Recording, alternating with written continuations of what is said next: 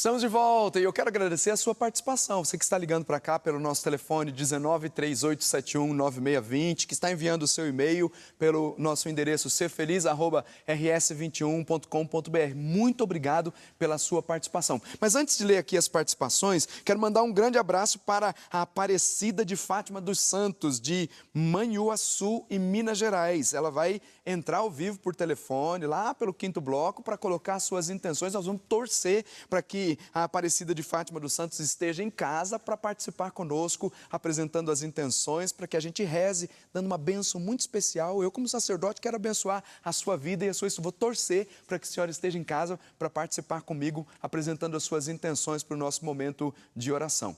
Também quero agradecer aqui a Lorena de Ávila Botega, de Espumoso, no Rio Grande do Sul.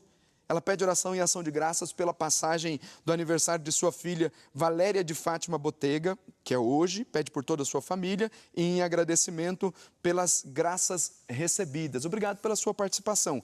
A Irene Gomes dos Santos, de Araputanga, no Mato Grosso, pedindo pela cura, libertação e conversão da filha Franciele, da sua mãe, que se chama Altamira, e de toda a sua família. Tereza Raquel Bioto Pereira, de Vinhedo, São Paulo, pela saúde da gravidez, pedindo também por toda a sua família. Aparecida de Lourdes Grava, de Auriflama, São Paulo, pede oração por si, pois está intoxicada com o medicamento, está com dor e não pode tomar o remédio. Pede também pela cura e libertação, pois está traumatizada, pedindo também oração por toda a família. Janete Saide da Silva, de Sacramento, em Minas Gerais, pedindo oração por ela, pela saúde, pois está com dores na perna. Também pede pelo seu filho Américo, pedindo pelos negócios, bênção e proteção para toda a família. Maria de Lourdes da Silva, de Bom Jardim, no Rio de Janeiro, pedindo pela cura e libertação. Evandite Vieira de Santana, de São Félix, na Bahia, pedindo por Gabriel, pedindo cura e libertação. E também pela Andréia, Deus abençoe a sua vida. Aurora Luz de Sena, de Campo Alegre de Lourdes, na Bahia, pedindo oração para a Aurora, Tainã, Irene, Antônio e por todos da sua família. Conceição José de Melo, de Estância, em Sergipe, pedindo por Francielmo, Conceição, Maria José, Franciquele, Francleia, Francieldo, Maria Francicleide, Givaldo e por todos da família. Apresentar aqui então diante de Nossa Senhora, pedindo uma bênção muito especial para a vida de cada um desses nossos irmãos e irmãs. Apresentam as suas situações diante de Deus, porque sabem que a oração tem poder para restaurar os corações. Obrigado pela sua participação. Apresento também a Zelita Oliveira Lopes, de São Paulo, pedindo pelo casamento de Paulo e André. A Dalva Urbano Silva, lá de Belo Horizonte, Minas Gerais, pedindo cura e libertação da síndrome do pânico, da depressão. E pede por Guilherme, que faz aniversário amanhã, também apresentando toda a sua família. E a Maria Gomes dos Santos, de Louveira, São Paulo, pedindo oração para Maria Gomes, Eucir e por toda a família. Apresentando diante de Nossa Senhora, você sabe que daqui a pouquinho nós vamos rezar, pedindo uma bênção muito especial para cada uma das situações que são apresentadas pelos nossos irmãos que ligam para cá pelo nosso telefone 1938719620. O tema de hoje é a confissão da fé e o compromisso social. Eu quero introduzir essa nossa meditação com alguns acontecimentos que têm comovido o coração dos cristãos. Recentemente, pelas redes sociais, foram apresentadas fotos de cristãos que estão sendo martirizados na Síria, cristãos que estão sendo crucificados. Há uma perseguição aos cristãos num país que não é cristão, é de tradição islâmica. Os muçulmanos, que têm um sistema político-religioso que governam todo o país, em nome da fé e querendo impor a fé aos outros, aqueles que não aceitam a sua fé passam por situações de perseguição muito grande. Trata-se de um país não cristão, em que os islâmicos extremistas e fundamentalistas querem então à força colocar a fé para aqueles que não pertencem ao seu grupo. Quando as pessoas não aceitam a fé, o que fazem é persegui-los e martirizá-los. Nós vimos uma notícia por esses dias que o Papa Francisco chorou ao saber dos cristãos que estão sendo crucificados na Síria. Quais são as razões? Só perseguição por causa da fé? Ou existem razões políticas para isso? Existem conflitos internos na Síria?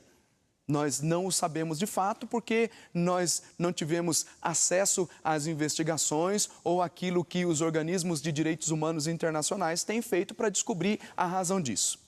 Mas o fato é que há uma perseguição aos cristãos num país que é muçulmano, portanto não cristão, perseguindo os cristãos, levando-os à morte, massacrando-os em praça pública. Trata-se de um país não cristão. O coração das pessoas ficou comovido ao dizer assim, ainda hoje os cristãos são perseguidos. A história da igreja sempre nos mostrou isso. Aqueles que quiseram confessar a fé publicamente em territórios onde os cristãos não tinham vez e nem voz, eram perseguidos. Vale lembrar que durante essa semana nós estamos lendo um texto do livro dos Atos dos Apóstolos que fala do martírio de Estevão. Dentro da primeira perseguição dos cristãos, Estevão foi o primeiro mártir, foi apedrejado, lapidado publicamente por conta de confessar a fé diante das autoridades que já tinham matado, condenado e levado à morte Jesus. O processo de condenação e morte de Estevão, o primeiro mártir, é muito parecido com o processo de condenação de Jesus. A história sempre nos apresentou homens e mulheres que, querendo confessar a fé, acabam sendo perseguidos e morrem em nome da fé. Mas sempre no caso de não cristãos que perseguem cristãos por conta ou de querer impor a fé a esses, ou porque os cristãos querem publicamente confessar a fé num território que não lhe é permitido. Veja, sempre em locais onde não confessam a fé, ou países em que o cristianismo não está em primeiro lugar, são países não cristãos. O que eu estou querendo dizer com isso? Nós vivemos num país em que as estatísticas dizem que é o maior país católico. E se somados àqueles que confessam a fé com tradições cristãs não católicas, nós formamos o maior país cristão. Se nós nos juntarmos os cristãos católicos aos evangélicos e aqueles que professam a fé cristã, que confessam Jesus Cristo como o Senhor, mesmo não estando na tradição católica, nós temos um número muito expressivo. É verdade que quando nós encontramos com as pessoas, e isso é tão verdade que nós encontramos com as pessoas nas ruas e perguntamos qual é a sua religião, as pessoas não se identificam como pagãs ou não professam o ateísmo. Se identificam, na maioria das vezes, como cristãos católicos, mesmo aqueles que não frequentam a igreja. E depois, sem contar as grandes regiões do nosso país, em que a maioria, algumas regiões já, a maioria são evangélicos. Estamos num país cristão. O que dizer, então, quando num país cristão existem pessoas que perseguem os que professam a mesma fé, ainda que não sejam por razões de defesa ou de confissão de fé pública? Se o coração dos cristãos ficou comovido quando souberam que, em alguns países como a Síria, os cristãos, irmãos nossos de fé, de batismo, que comungam o mesmo Cristo, estão sendo martirizados e perseguidos, levados à morte, o coração se comoveu. Os fatos recentes, bem recentes, dessa semana, fresquinhos para nós, mostram situações difíceis de entender num país em que a maioria professa a fé cristã, confessa a fé cristã. Não há poucos meses, nós vimos situações em que seres humanos foram massacrados em praça pública, com as violências que estão quase que institucionalizadas em várias regiões desse nosso país. Pessoas que querem fazer justiça com as próprias mãos. E quando se pergunta assim, aquele que está fazendo justiça com as próprias mãos e aquele que está sendo linchado, que está sendo massacrado publicamente, os dois são cristãos. Os que estão sendo vítimas da violência e os que estão promovendo a violência são cristãos. Quer dizer que confessam a fé publicamente. Como é possível que cristãos confessem a fé publicamente e não respeitem o seu semelhante, não respeitem a dignidade do outro. O fato mais recente que eu estou querendo lembrar a você é daquela senhora que foi massacrada, daquela senhora que foi espancada publicamente por conta de uma foto que veicularam nas redes sociais ou de um retrato falado de uma mulher que estava sequestrando crianças para sacrificá-las em rituais de magia negra. Alguém postou uma foto nas redes sociais, aliás, um retrato falado, que depois identificaram com aquela mulher que estava chegando lá no litoral de São Paulo, identificaram com aquela mulher, acharam que era ela. E o que fizeram? Publicamente, a pauladas e a pedradas, aos gritos, lincharam a mulher que morreu essa semana.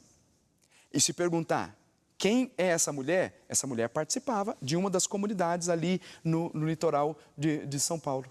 Participava ativamente, ia às missas, participava. E os outros? Onde é que viviam? Viviam nas igrejas, confessando a fé cristã. E, no entanto, não tiveram nenhum tipo de misericórdia, nenhum tipo de piedade para com aquela que estava sendo acusada injustamente, porque ninguém tinha provas, ninguém tinha como dizer algo a respeito da vida dessa pessoa. O que se sabe é que era uma mãe de família dedicada, tinha alguns problemas de saúde, alguns problemas, mas era uma mãe de família dedicada, trabalhadora e que é tão ser humano quanto os outros que moravam ali no mesmo bairro. E que, se nós fôssemos nesse lugar fazer uma pesquisa, perguntar qual é a sua religião, nenhum deles diria, nós não temos religião, somos pagãos. Nós choramos diante dessas situações. Se choramos com os cristãos que estão sendo perseguidos nos países não cristãos, choramos quando cristãos perseguem cristãos. Mesmo, repito, que não seja em razões de defesa pública, de confissão pública da fé. Mas como é que pode alguém dizer que confessa a fé publicamente, que é cristão, e não tem um olhar de compaixão que leve em consideração a dignidade da pessoa humana? Se nós confessamos a fé, nós precisamos sempre ter em nós os mesmos sentimentos de Cristo Jesus, o mesmo sentimento do Senhor, que é amor, é compaixão, é misericórdia. O coração dos cristãos deve estar comovido nesta manhã, deve estar comovido durante esta semana em se manifestarem também publicamente pelas redes sociais, por aquilo que está ao nosso alcance, para dizer qual é a nossa atitude de cristãos diante de situações que têm se repetido constantemente em nosso país. Se nós professamos a fé, é preciso ter também um compromisso social. Comprometer-se com o outro, olhar para a dignidade do ser humano. É assim que o nosso Senhor nos ensinou. Quando apresentavam pecadores, quando apresentavam mulheres que tinham sido surpreendidas em flagrante adultério, a lei dizia que tinha que apedrejar. E outras situações, e que a Sagrada Escritura nos relata, Jesus, com compaixão, com misericórdia, acolhe todas essas pessoas. Todos nós temos direito à defesa. Quando se priva a pessoa dos direitos que são próprios para que a sua dignidade seja garantida, onde é que nós vamos parar num país que é de maioria cristã? Precisamos, então, nos unir a essas pessoas que estão sofrendo, já que confessamos a fé. Nosso coração chora pelos cristãos que estão sendo perseguidos nos países não cristãos. O nosso coração chora quando cristãos matam cristãos. Cristãos não respeitam a dignidade do outro cristão.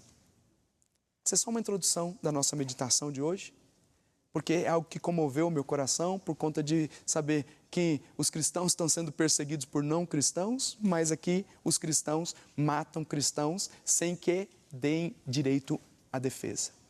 A fé, a confissão da fé pública exige um comprometimento social. Como é que você tem vivido a sua fé? É possível confessar a fé e não ter um compromisso com o próximo? Eu vou para o intervalo com essa pergunta e nós voltamos daqui a pouco para continuar conversando sobre a confissão da fé e o compromisso social. Já já eu volto.